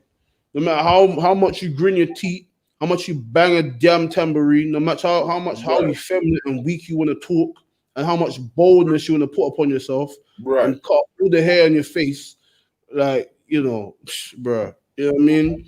No matter how much you shine your bald head and shine your face and you know, love massa and talk softly and be subservient to him, he will never love you, man. He will say, yo, he's a good one. He's a good one. You'll say, but you're still one of them. You're still one of them niggas. You know what I'm saying? Still one of them darkies. You know what I mean? That's what he sees, man. That's the reality that we have been for far too long. We have been kept from, man. That's the hardcore truth that we don't want to tell our children, man. You understand? We are like the children today who their parents taught tooth fairies and Christmas. You know, you don't want to tell the truth to the child that Christmas and tooth fairies, all that is nonsense. You understand? Because you've taught him lies. But we as a people have become that child who's been taught lies. Right. And we now in the truth have to be that parent who says, F all that BS, man. That ain't true. And the child's gonna be confused because it's like it's too much for him. He's gonna start crying and that. Listen, man, you gotta start crying and you gotta start addressing the truth, because all that fairy tale, all that lies, that believing this fairy tale of Christianity and the fairy tale of all these other religions and philosophies and the love of other nations. This is the fairy tale that will destroy us, man. Could you imagine a grown man who still believes in the tooth fairy? Could you imagine a grown man who still believes in Christmas, still believes there's a big fat white guy going to come down a chimney and give him presents and them things? You think that's not healthy, bro? You know what I mean? That's not healthy. But it's the same with Christianity. Christianity is not healthy. It's a fairy tale that has destroyed the minds of our brothers and sisters. And it is just the same way as a big man who grew up in his life, let's say he's 30-something, right? And he still believes in Christmas and tooth fairy and all that nonsense. It's the same thing. That's what Christianity is, man. Christianity is no different from the fairy tale of Christmas or tooth fairy or all the other crap. You know what I mean? It's like you understand? And that's the mental destruction, the mental damage, and the physical toll that these religions have taken upon our people. That's how bad it is. And that's the truth. That's what the truth is, man. The truth is telling them all these years of this indoctrinating of this nonsense, right? Which is clearly not like, anyone can see that it's not real. It's not right. You know what I mean? But the damage has been done for so long that he can't see what is reality or what is fiction. That's our people, man. They have fallen. People like Chris Eubank. Now I can't speak for him. Now I can't say, but I can say this. I can say that what led him to do that to himself and to speak how he speaks and to carry himself as he does. What the cause of that is Christianity, man. Right. That is mental destruction, the damage that is taken, the toll that's taken on this big man to carry himself like that and make himself weak and all. And, you know what I mean? Listen, man, that just ain't right. Everyone knows what's right and what's that. You could just know, man. You don't have to be told. Right. That ain't right, man. You know what I mean? You was born as a man with testosterone, man. Right. Physically stronger than women, with a beard in your face and so lucky if I could, a nutsack, man. You know what I mean? You was born with a seed, man. You carry the seed of your fathers in your nuts, man. So lucky. You know what I mean? You carry testosterone. You are bigger and stronger than a woman. You no matter, even if you're a small man, you still have the strength that is a woman don't have. You understand? You are born as a man. You understand? And you have to carry yourself as a man. Imagine if a bull, right? You have a herd of cattle, right? And the bull, the you know what I mean, the breeder, the male, the alpha male that you have on your farm, right? He wants to give milk. You know what I mean?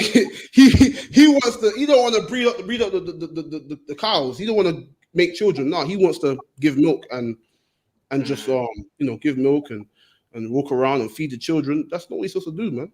That's not your job, bro. You know what I mean? Your job is not. You wasn't born with them things. You weren't born with no udders and no teats to feed the children. You don't build like that, bro. You built to make children, bro. That's it, bro. You born to make children.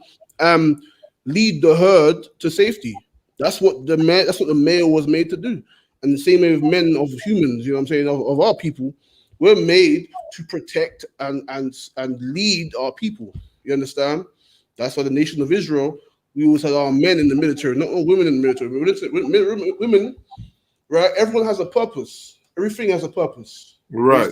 Women have babies for a reason. That's their purpose. They have a baby. They have it in their womb for 9 months. You understand? And then what do? They feed the child with their breasts and feed it with milk because that's what they do. They're made for that. You understand? Right. Go against now. They want to say that the Bible is fairy tale and that the Bible is some myth, but yet the Bible is just speaking science, man. You know what I'm saying? That's what your anatomy is made to do. But you want to be in the military and giving commands and orders to men and F that, man. That's some BS, man. You know what I mean? That don't make no damn sense. That's against science, it's against the Most High, and it just ain't right. And that's why men should be masculine, man, and be right and be lawful doing it. That's right. We can lead our communities and do what is right, man. You understand? Right. So like, read what you got. What verses you at? Salakia, it was in Proverbs, the one, the last one, I believe. No, I think it was John 15. 15. Is that John 15? Yeah, Yeah, go on. You're down at 17 or Verse 12. We 14. start from verse 12. No sweat. Mm. Oh no, so like, we passed that. We passed that. No sweat. No sweat. All right, we'll move on from there. We've got a little bit of time left. If you get me 2 John 1 and 6, Baba Kishar. Khan. You understand? And this is the thing. When we look at the society that we live in today and the things that they push within our communities, it can only be for our destruction, man. That's How right. you push homosexuality in our communities with Black Lives Matter as an organization, you understand, being led by women, lesbian women at that. What Right. life are you creating, man? You're a woman, right? A Black woman that claims that you believe that Black life matters, right? Well, as a woman who holds life and holds seed and life is allowed to grow in your womb, and you're supposed to nurse and allow that child to grow, right, and give birth to that child, and when he's born, you still nurse him and raise him up. You understand? How can you claim to believe that Black Lives Matter if your lifestyle is complete opposite, man? It goes against your natural use. Right. It goes against your entire anatomy because you want to lick another woman. Salakia, it's a bit, it's a bit too, But Salakia, you know what I mean? You wanna be looking at next woman, but then you claiming that Black Lives Matter when your lifestyle doesn't promote our life, doesn't promote life. You know what I mean? It's no different from having abortions and killing our young sons and daughters. You understand? These things are placed in our communities, you understand, to destroy us, man. Right. These are things that are placed in our communities to destroy us and to bring us down. Homosexuality is to destroy us, and so we do not procreate. And there's no strong men to defend our communities and to defend our households, man. You understand? And just like Christianity to make us weak and unclean, these things, you understand, are not of the Most High, man. And these are not of the ways of our forefathers. And we should stand against all these things, like the transgender and all this crap, because none of it benefits our people. Our people are damaged and destroyed already. And then to further add on to that with all that other crap, Salakia, you know what I mean? We should serve the Most High and come up in the I.S.U.P.K, man. That's right. And come back to what is right and what is good and right. A man, and he has his wife, and then he has his second wife and his third wife, and he has many children. And this man does not neglect any of his women, nor does he neglect any of his children, but he raises them according to the law. You understand? Right.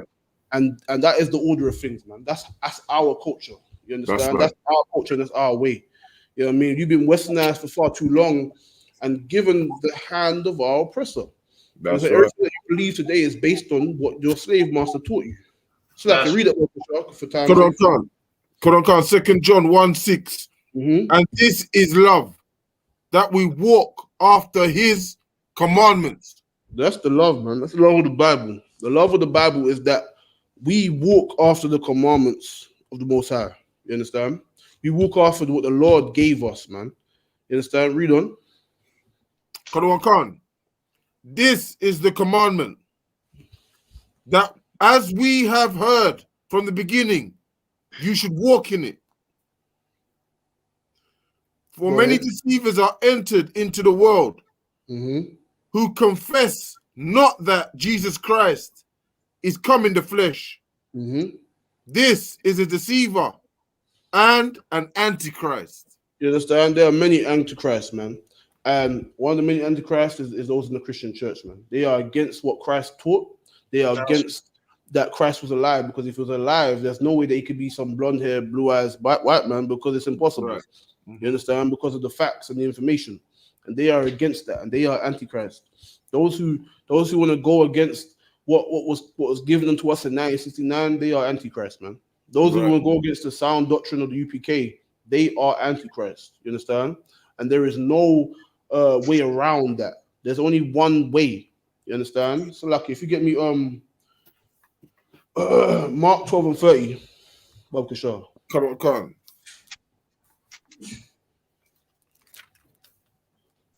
Mark 12, verse 30. And Thou shalt love the Lord thy God with all thy heart, and with all thy soul, and with all thy mind, and with all thy strength. This is the first commandment. Second one. You did? Suck it. Read that one more time. Come.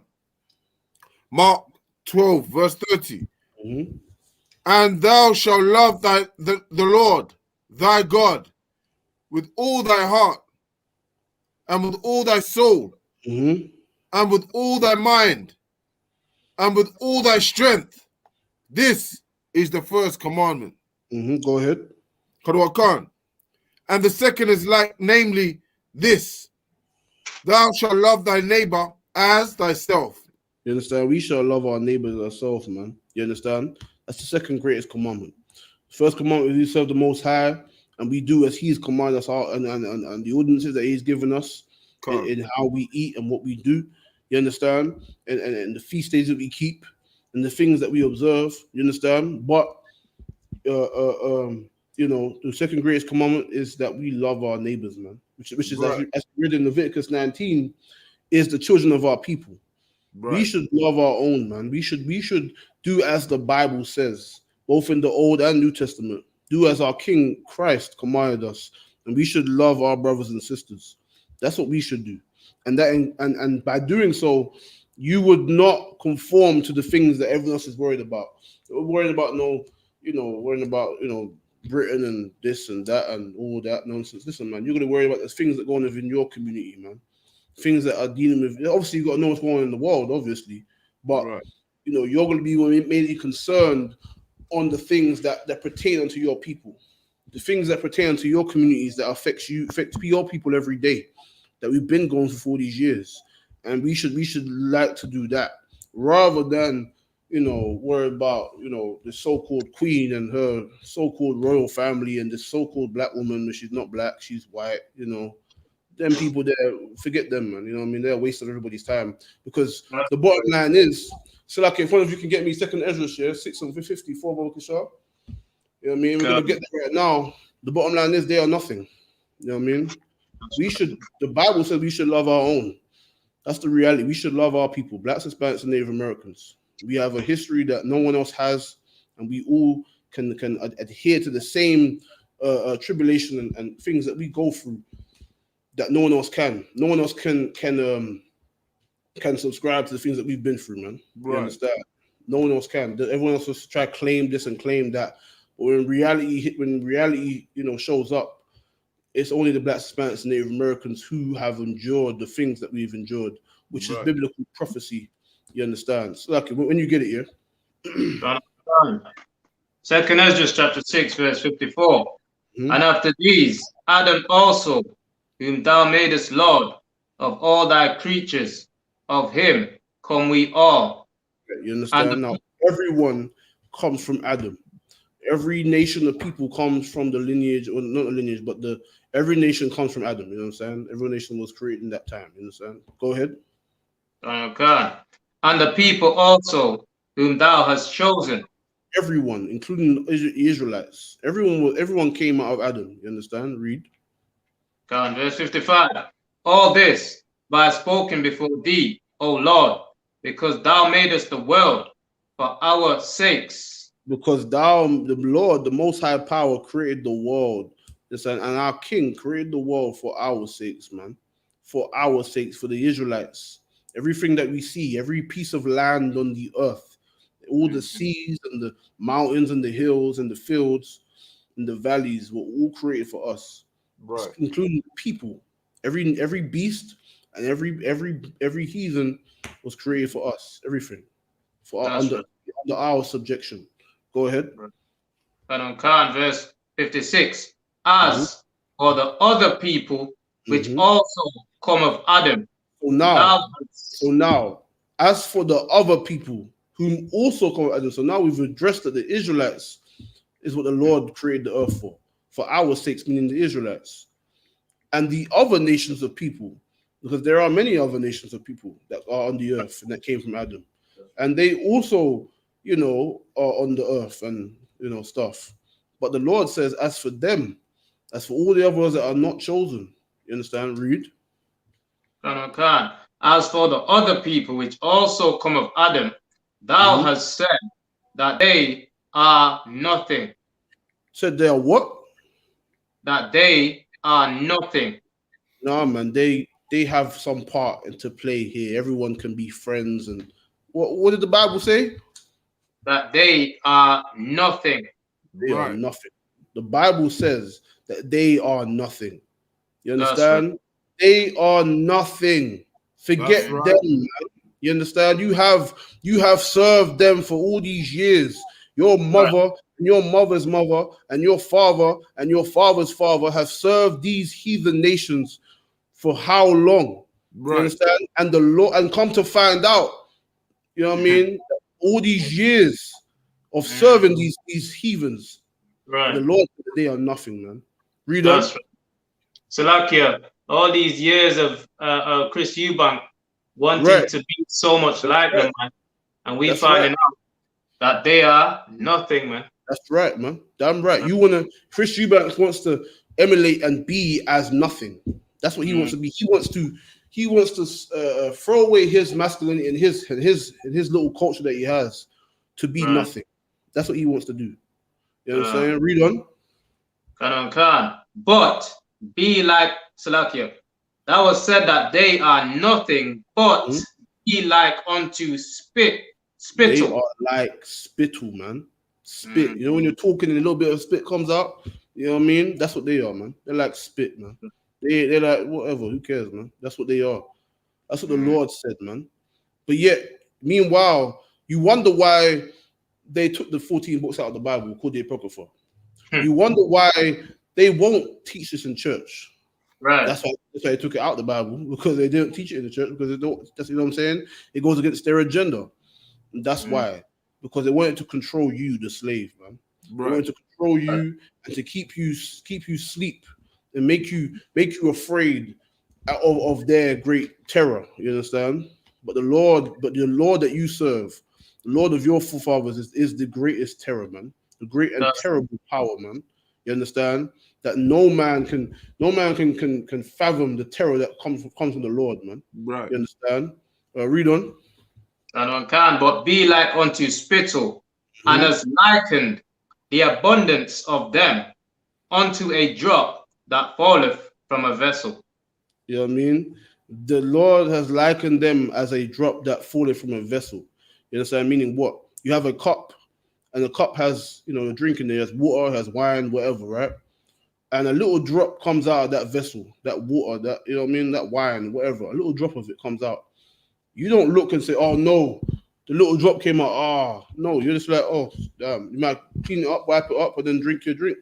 You understand? That's what the Lord gathers, and that's how he puts them, these heathen nations, man. Read on. And have likened the abundance of them that as a drop that falleth from a vessel. You understand? Read on. 57. And now, O Lord, behold, these heathens. These what? These heathens. Man, these nations, man. These non-Israelites, man. Read. Right. Which have ever been reputed as nothing. So which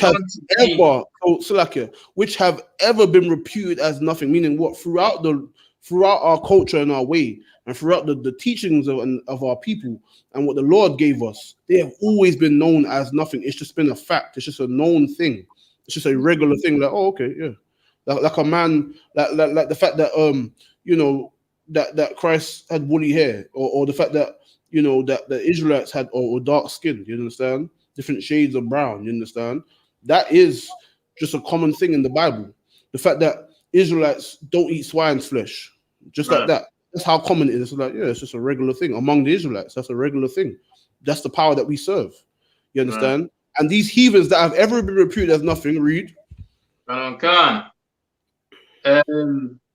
been reputed as nothing, have begun to be lords over us and to devour us. So these heathens who are nothing, they have become to be lords over us. You understand? Right. These people that we want to envy, they are nothing. And now they rule over us. These people that are nothing, they rule over us. You understand? This is the state and condition that we're in today, black and Hispanic man. You understand? This is the state and condition that we're in. These nations of people that are nothing, spit, man. Not even a full spit, spittle. When you're talking and a little bit of spit comes out, that's what they are. Not even the full spit, bro. You know what I mean? A little bit of saliva. That's what they are.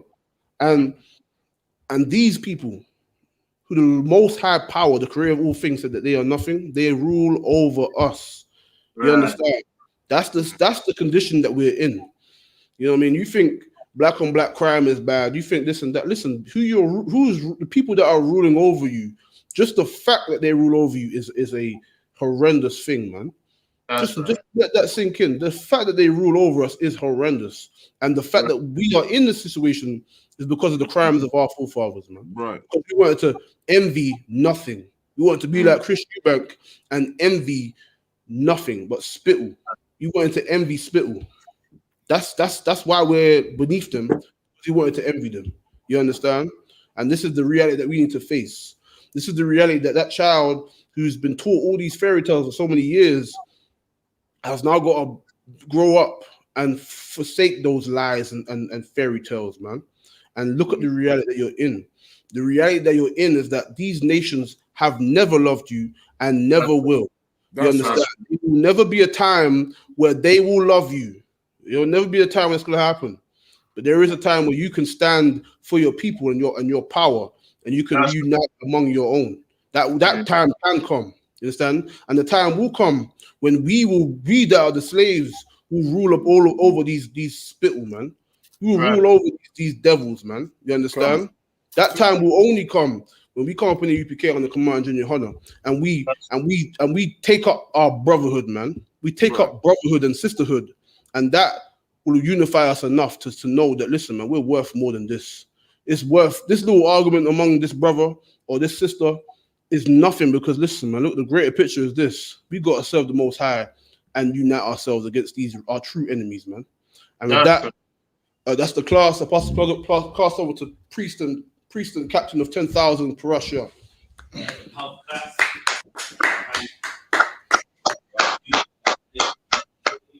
Started out at 1 West 125th Street, Harlem, New York, under commanding General YAHANNA.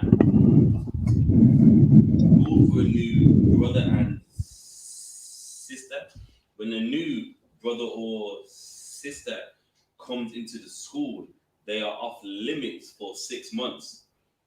They are to be saluted only. They are here to shed themselves of the world. If they need transportation, the teacher will arrange it.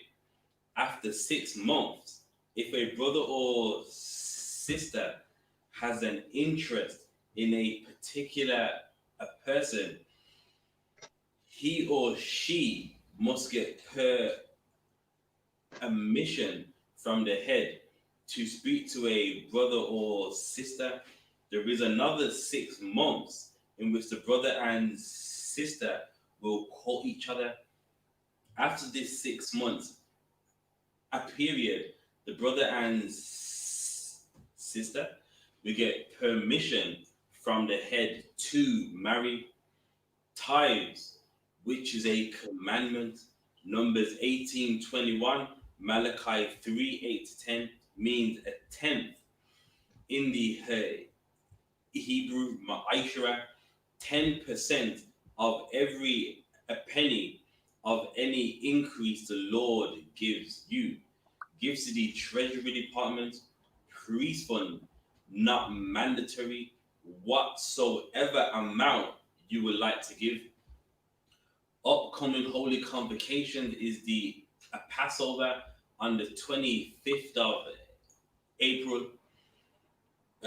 All Akim and Akwaf, check the bulletin board in the hallway and check all I.S.U.P.K social media. So Facebook, YouTube, Instagram, Twitter, TikTok, and the Google My Business as well. So do check out everything that we have. If anyone wants to become a trooper in the school, to start wearing all black boots, shirts, pants, headbands, and scarves. And with that, we're going to give him the teacher one courtesy salute. Men of Israel, Ahmadian.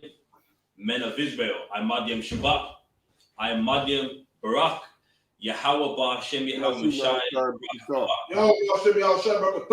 Yad Yamatah. Class dismissed.